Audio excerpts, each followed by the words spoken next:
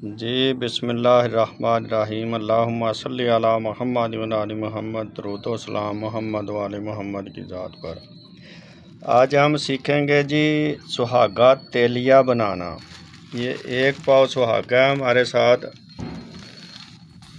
और ये बाटी है, इसमें डालेंगे, इसको आग पे रखेंगे और बाद में ये फटकड़ी फुल करेंगे। ये है जी,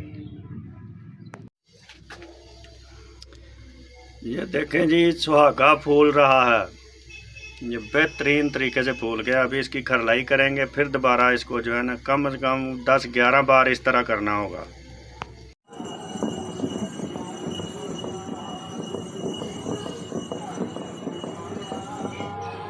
जी बिस्मिल्लाहिर्रहमानिर्रहीम। ये देखें जी हमने इसको आधा आधा कर लिया है।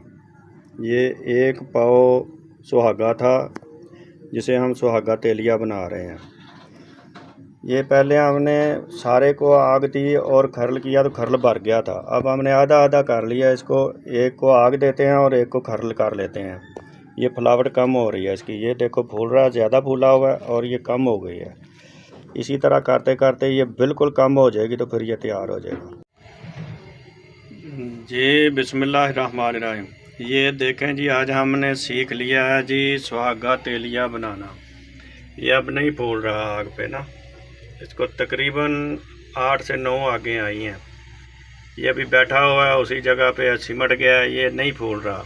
अब ये तैयार है इंशाल्लाह। वास्सलाम।